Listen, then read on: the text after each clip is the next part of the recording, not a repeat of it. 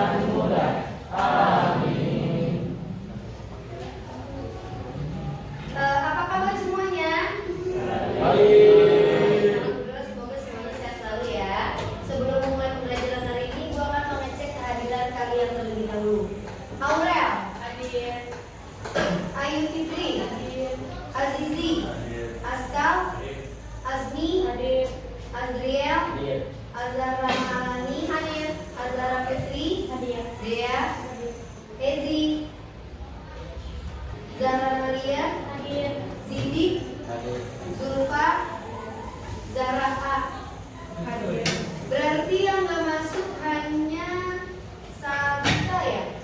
Oke, hari ini masuk semua berarti kecuali Sabita memang sedang izin. Oke, sebelum kita belajar, Ibu mau kalian berdiri terlebih dahulu. Coba semuanya berdiri. Cek kerapihan diri masing-masing. Tuh, ada yang baju keluar. Masukin dulu bajunya, please. Yang gak pakai dasinya kemana? Kotor. Farel dasinya kemana? Tuh Faris kemana? Faris, iya. Cewek-cewek ada yang gak pakai. Udah. Sepatunya dicek apakah sudah hitam semua? Iya sih. Kawas kurang hitam sepatunya kenapa Ibu Kawas? Enggak apa-apa. Itu hitam kok, itu hitam. Oke, terima kasih semuanya, silakan duduk kembali. Ya, kedisiplinan kalian itu menjadi tanggung jawab kalian ya. Jadi, usahakan setiap hari itu kalian menggunakan seragam sesuai dengan ketentuannya. Kalau memang ada misalnya ada kendala bajunya kotor, bajunya sobek, sepatunya hilang atau apa, silakan bilang terlebih dahulu gitu ya. Untuk kelas ini sudah cukup bagus. Oke, seperti biasa sebelum memulai pembelajaran kita akan menyanyikan lagu wajib terlebih dahulu. Lagu wajibnya hari ini apa? Oh, tolong lebih baik, bisa.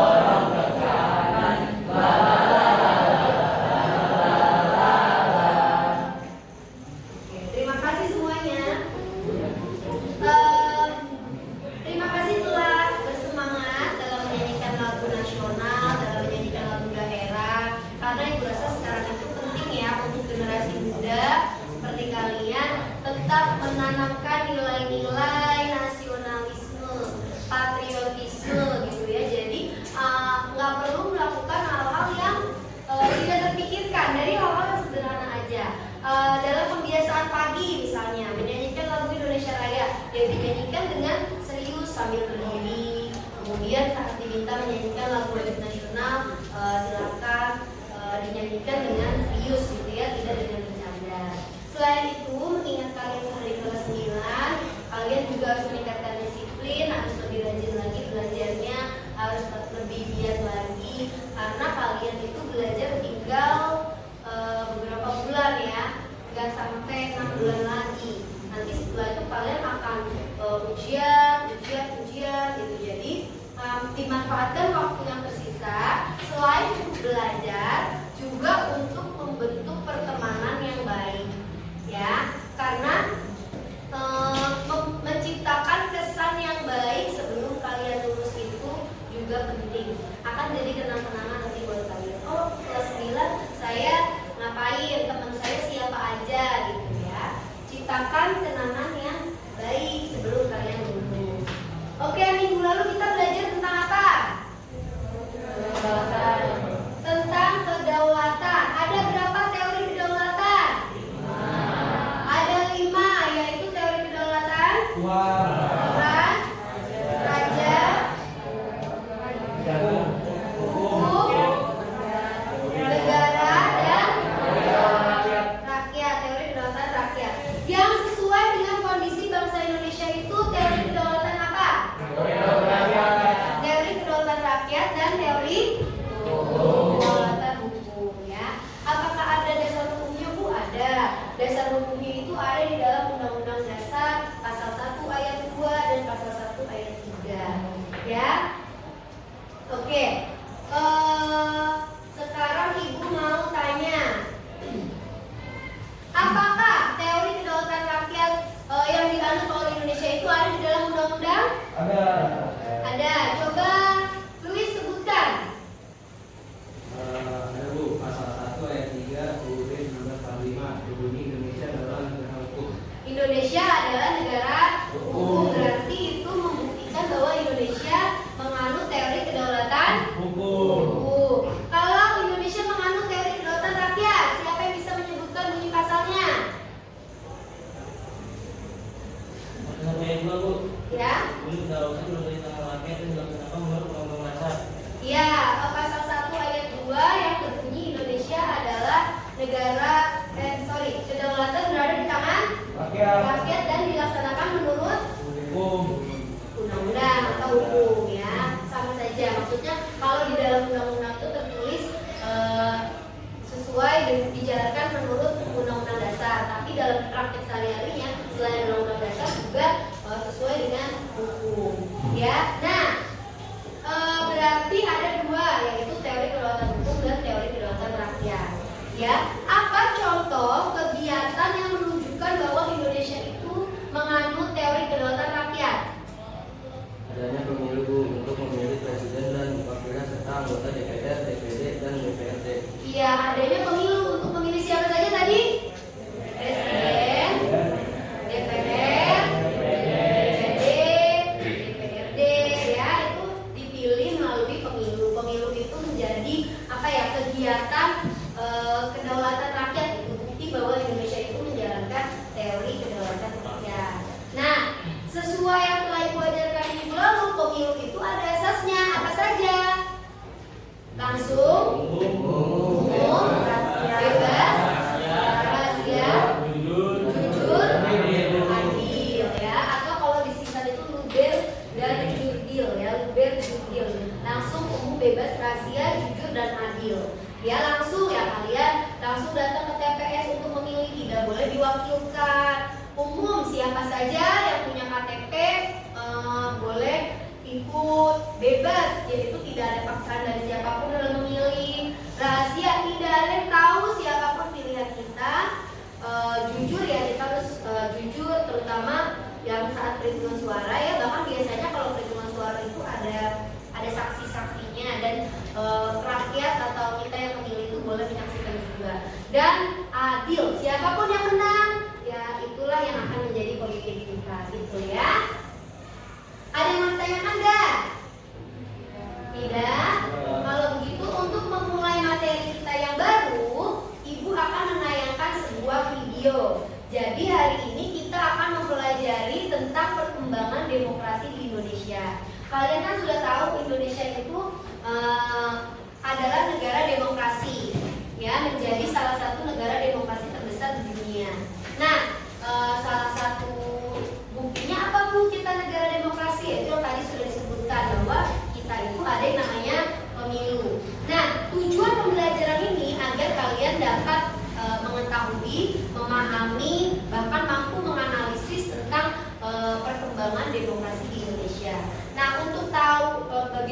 kondisi perkembangan demokrasi di Indonesia, Ibu akan menayangkan sebuah video.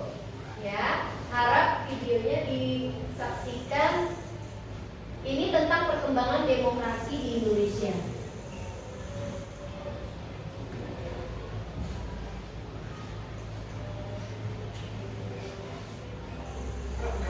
Sudah lebih dari 15 tahun Indonesia kembali memasuki era demokrasi. Kita dikagumi sebagai negara demokratis terbesar ketiga di dunia setelah India dan Amerika Serikat. Namun demikian, benarkah negara kita sudah benar-benar demokratis? Apa bukti serta ukurannya? Jangan sampai penilaiannya bersifat subjektif belaka. Soal ukuran dan demokrasi, para ahli biasanya mengacu kepada dua laporan internasional, yakni The Freedom House dan Economist Intelligence Unit. Sayangnya, keduanya bersifat umum, berubah di tingkat nasional, serta sekedar mencatat hal-hal. Oke, itu tadi video tentang perhitungan Indeks Demokrasi Indonesia atau IDI ya. IDI itu adalah suatu lembaga yang tugasnya menghitung tingkat demokrasi di Indonesia. Sudah sejauh mana masyarakat Indonesia menjadi masyarakat yang demokratis. Nah, berdasarkan video yang tadi telah kalian saksikan, Ibu mau nanya, bagaimana pelaksanaan demokrasi di Indonesia menurut kalian? Ada yang mau menjawab? Ya, silakan. Pelaksanaan demokrasi di Indonesia sudah dilaksanakan sejak 1998. Sejak saat itu, Indonesia berusaha menjalankan demokrasi yang sebaik-baiknya serta ada sebuah lembaga yang mengukur praktik demokrasi Indonesia, yaitu Indeks Demokrasi Indonesia atau IDI. Ya, ada yang ingin menambahkan? Silakan. Dalam sebuah negara demokrasi, bukan hanya pemerintahan saja yang menjalankan demokrasi, tetapi rakyatnya harus menjadi rakyat yang demokratis juga. Oh gitu, rakyatnya harus menjadi rakyat yang demokratis. Rakyat yang demokratis itu rakyat yang seperti apa? Saya Bu, Ya. rakyat yang berpartisipasi, mau menyampaikan pendapat dan ikut serta dalam kegiatan bermasyarakat. Ada yang ingin menambahkan?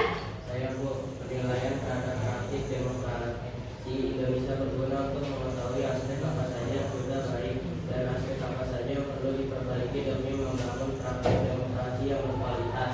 Ya, jadi sebagai negara yang demokrasi, Indonesia itu bertanggung jawab untuk menjaga nilai-nilai demokratis di negara kita. Dengan apa? Ya tadi dengan organisasi atau lembaga yang bernama IDI. IDI itu tugasnya adalah menghitung atau menilai praktik pelaksanaan demokrasi di Indonesia. Emang bisa Bu praktik demokrasi itu diukur? Bisa. Dengan apa? Ya tadi ada beberapa aspek. Aspeknya ada indikatornya.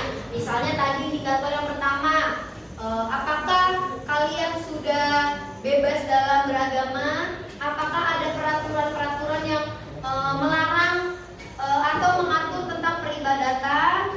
Terus apakah ada jaminan saat kalian menyampaikan pendapat? Nah, itu dinilai dari situ.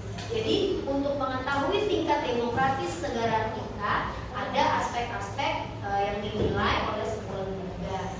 Ya, kalau masyarakatnya tidak memiliki kebebasan untuk berpendapat, apakah itu demokratis? Ya. Jika tidak memiliki kebebasan untuk beragama, diatur kitab agamanya harus seperti apa? Apakah itu demokratis? Tidak ya. Jadi lembaga IDI kalian saja sudah bisa memberikan penilaian mana yang demokratis dan mana yang tidak. Apalagi lembaga IDI yang tugasnya memang untuk menilai itu, ya, menilai pelaksanaan atau praktik demokrasi. Oke, sebelum kita ke pembelajaran berikutnya, Ibu mau mengetes konsentrasi kalian. Mungkin kalian sudah sering mengikuti ini ya. Kalau Ibu bilang tepuk 1, kalian harus tepuk 1 kali. Kalau tepuk 2, ya. Kalau tepuk 3, 4. Kalau nggak ada tepuknya, jangan tepuk. Misalnya tepuk 1. Kalau 1, nggak usah tepuk kan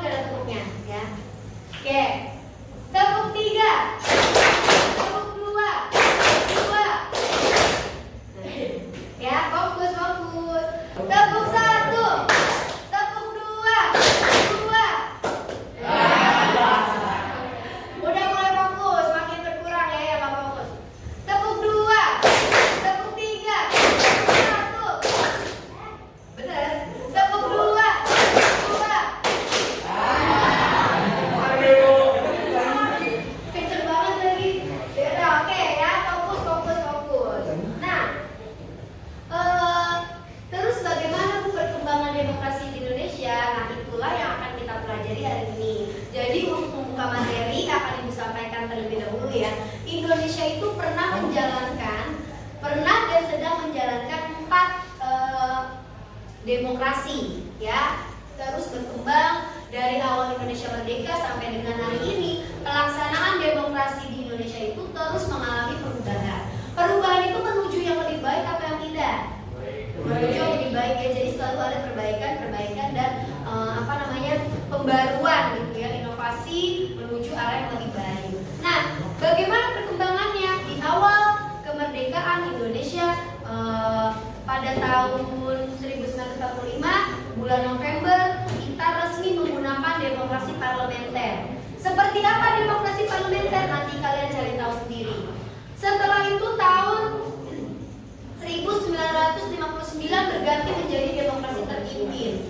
Demokrasi terpimpin itu seperti apa? Nanti akan kita pelajari sama-sama. Setelah itu demokrasi Pancasila. Setelah demokrasi Pancasila tahun 98 berganti sampai dengan hari ini kita menjalankan demokrasi Pancasila di era reformasi.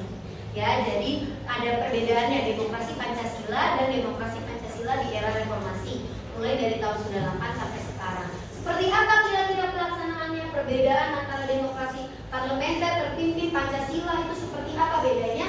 Akan kita cari tahu bersama-sama. Bagaimana kita mencari tahunya? Ibu akan membagi kalian ke dalam 8 kelompok.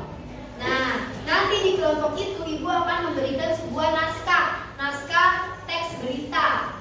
Teks berita itu Ibu minta tolong sama kalian untuk dianalisis kelebihan dan kekurangan periode demokrasinya, serta dicari tahu pelanggaran-pelanggaran terhadap Pancasila apa saja yang terjadi di era demokrasi tersebut. Nanti Ibu akan membagikan masing-masing kelompok itu satu berita.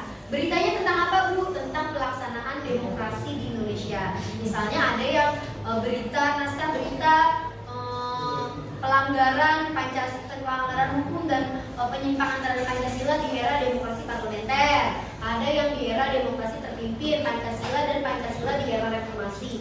Nah, nanti kalian silakan analisis kelebihan dan kekurangan demokrasi tersebut serta dicari pelanggaran terhadap Pancasila apa saja yang terjadi pada saat itu, ya. Silakan kita berhitung aja bagi kelompoknya ya.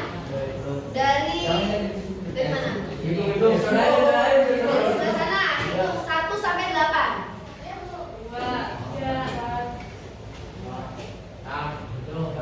2, 3, 8, 1, 2, 3, 4, 7, 8, 1, 2, 3,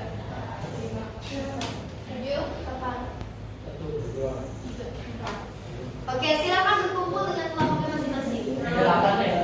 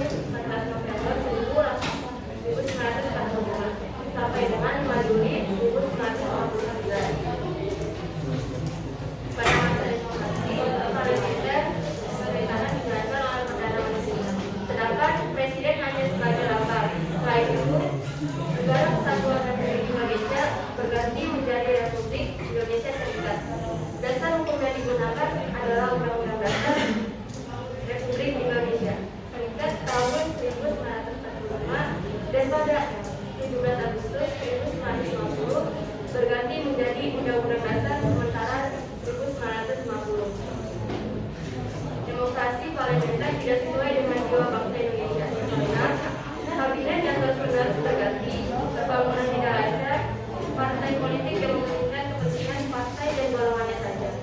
Oleh karena itu, pada 5 Juli 1999, Presiden mengeluarkan dekret presiden yang isinya satu, pembubaran partai politik, kedua, melakukan kembali Undang-Undang Dasar 1945 dan tidak berlakunya Undang-Undang Dasar sementara 1950. Tiga, pembentukan Majelis Permusyawaratan Rakyat Sementara atau MPRS. Empat, pembentukan Dewan Pertimbangan Agung Sementara atau DPAS. Dengan dikeluarkannya dekret presiden ini, maka demokrasi parlementer berakhir. Sekian dari kelompok kami. Apa ada yang ingin ditanyakan? Tadi dijelaskan bahwa saat demokrasi parlementer presiden hanya sebagai lambang.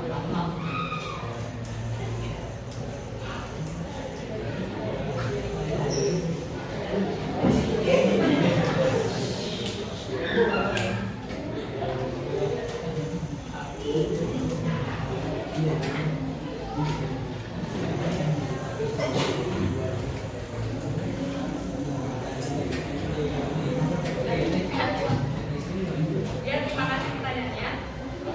Jawabannya adalah presiden hanya sebagai lambang, maksudnya adalah presiden menjadi representasi dari sebuah negara. Semakin terhormatnya seorang presiden, maka semakin terhormat juga negara tersebut di mata negara lain. Presiden sebagai lambang adalah istilah lain dari tugas presiden sebagai kepala negara, yaitu memegang kekuasaan tertinggi atas angkatan darat, laut, dan udara, serta menyatakan perang, membuat perdamaian dan perjanjian dengan negara lain atas persetujuan DPR. Ada yang ingin menanggapi? Silakan. Saya ingin bertanya kenapa di dalam dekret presiden pada 2015 dikeluarkan dan apa yang dikeluarkan pada saat itu.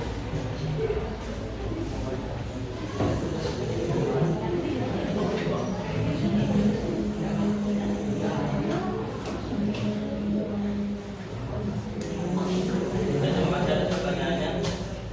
Jadi pada konstitusi dibentuk untuk menyusun dasar hukum bagi negara Indonesia Serikat pada saat itu. Kemudian pada konstitusi dikeluarkan peneliti agar gagal menjalankan tugasnya menyusun dasar hukum Indonesia 9 tahun menggunakan kemudian sementara karena pada dia kemudian berhasil untuk menyusun dasar hukum sehingga dikeluarkan. Bagaimana teman-teman, apakah ada tanggapan atau mengenai? Sekian presentasi dari kelompok kami. Assalamualaikum warahmatullahi wabarakatuh.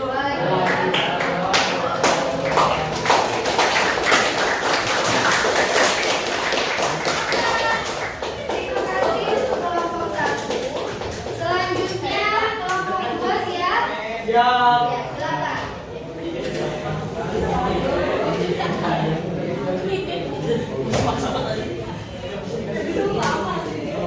Boleh. Assalamualaikum warahmatullahi wabarakatuh.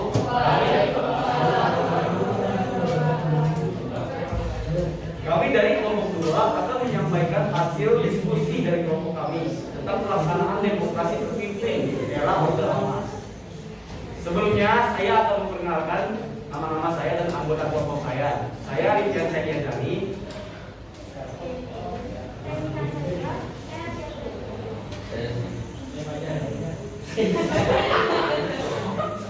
Dari hasil diskusi kelompok, saya akan memaparkan sebagai berikut. Indonesia pernah menganut demokrasi terpimpin pada tahun 1959 sampai dengan 1966. Dasar hukum yang digunakan adalah Undang-Undang Negara Dasar Negara Republik Indonesia tahun 1945. Pada pelaksanaan demokrasi terpimpin, Presiden memusatkan kekuasaan di tangan Presiden. Terjadinya pemusatan kekuasaan di tangan Presiden menimbulkan penyimpangan dan penyelewengan terhadap Pancasila dan Undang-Undang Dasar Negara Republik Indonesia tahun 1945. Yang puncaknya terjadi perebutan kekuasaan oleh PKI atau Partai Komunis Indonesia tanggal 30 September 1965 atau yang biasa disebut dengan Bismillah G D3S-PKI. Beberapa penyimpangan yang terjadi pada masa pelaksanaan demokrasi terpimpin adalah yang pertama ada presiden mengangkat anggota MPR, yang kedua ada presiden membubarkan DPR karena tidak menyetujui RAPBN yang diajukan tahun 1960. 3. Pengangkatan presiden seumur hidup. 4. Presiden membubarkan partai politik yang sesuai dengan nilai Pancasila, tetapi memberikan kesempatan berkembangnya Partai Komunis Indonesia yang bertentangan dengan nilai Pancasila. Selain itu, masih ada banyak lagi penyimpangan yang terjadi. Penyimpangan tersebut membuat kehidupan kenegaraan tidak berjalan sebagaimana mestinya, terutama masalah keamanan dan ketertiban masyarakat. Hal tersebut menjadi pemicu terjadinya G30S-PKI. Keadaan yang tidak stabil menimbulkan reaksi masyarakat, terutama kalangan pemuda, pelajar, dan mahasiswa yang kemudian mengajukan tritura atau bisa disebut dengan 3 tuntutan rakyat yang isinya pertama pembubaran PKI, yang kedua bersihkan kalian dari unsur PKI, dan yang terakhir ada turunkan harga dan perbaiki ekonomi. Tuntutan dari rakyat ini ditanggapi pemerintah dengan mengeluarkan surat semar atau bisa disebut surat perintah 11 Maret oleh Presiden dan jabatan Presiden beralih dari Soekarno kepada Soeharto, serta berakhir pula Orde Lama dan berganti pada Orde Baru. Sekian dari kelompok kami. Apakah ada yang ingin bertanya? Tadi bertanya mengapa demokrasi terpimpin yang pernah diterapkan di Indonesia tidak berjalan dengan baik.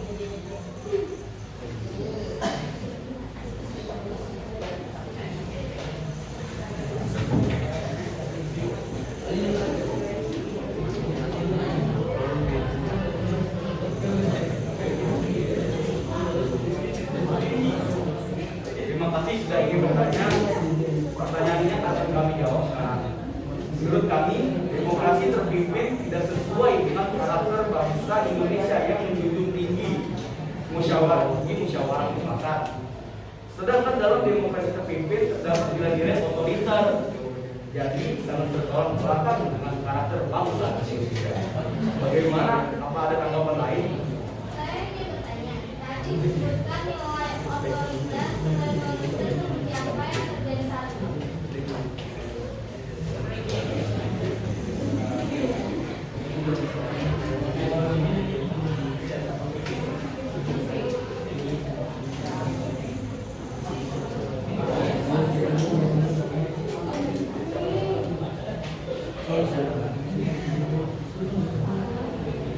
Terima kasih sudah menanggapi. Contohnya adalah presiden mengangkat dirinya sendiri sebagai presiden seumur hidup, dan itu sangat fatal sekali.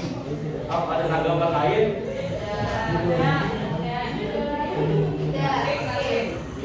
Sekian dari kelompok kami, kelompok kedua. Mohon maaf jika ada kesalahan. Wassalamualaikum warahmatullahi wabarakatuh.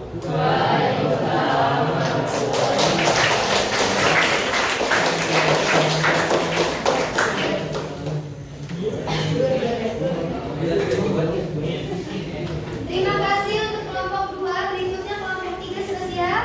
Ya, silakan kelompok 3. Suaranya keras ya, kayak tadi biasa. Iya.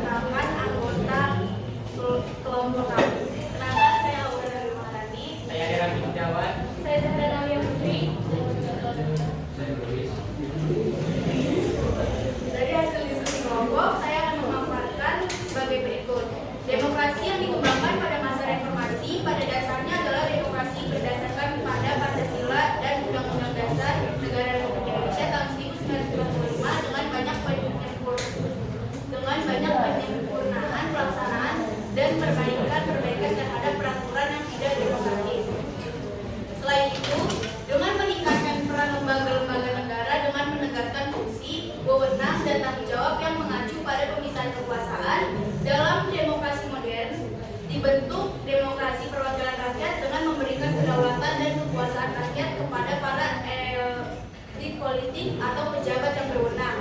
Selain itu, para pejabat membentuk suasana kehidupan bernegara yang demokratis. Selain pejabat, masyarakat juga memiliki peran untuk menunjukkan keterampilan nilai-nilai demokrasi, sikap kompromi, serta menghargai pandangan yang berbeda. Yang dari kami ada yang ingin ditanyakan? Menurut kelompok kalian, apakah pelaksanaan demokrasi di Indonesia saat ini sudah cukup memperbaiki kegagalan dalam pelaksanaan demokrasi sebelumnya?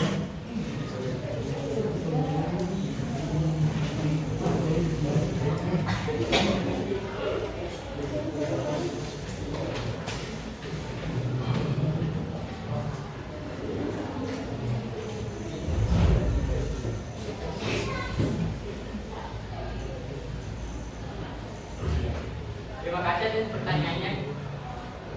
Menurut kelompok kami, pelaksanaan demokrasi saat ini sudah lebih baik daripada pelaksanaan demokrasi yang sebelumnya. Hal ini dibuktikan dengan terselenggaranya pemilu yang terbuka, pembatasan masa jabatan presiden dan wakil presiden, penegakan hukum yang adil dan dapat disaksikan oleh semua orang, serta banyaknya upaya-upaya yang dilakukan oleh seluruh masyarakat dalam rangka penegakan hak asasi manusia. Bagaimana teman-teman, apa ada tanggapan? Saya ingin bertanya, apa yang perlu diperbaiki dalam pelaksanaan demokrasi di masa sekarang?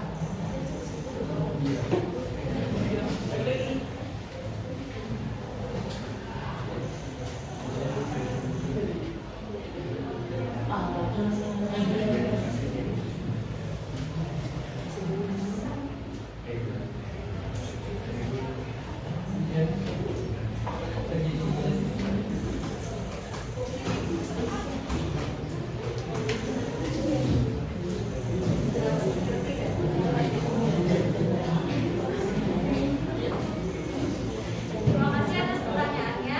Menurut kelompok kami, hal yang perlu diperbaiki pada pelaksanaan demokrasi masa sekarang adalah lebih merata lagi pembangunan hingga ke pelosok daerah agar mempermudah akses komunikasi masyarakat daerah dengan pemimpin di tingkat daerah ataupun tingkat pusat. Selain itu, yang perlu diperbaiki adalah peningkatan pendidikan politik bagi masyarakat untuk meningkatkan partisipasi masyarakat dalam praktik demokrasi.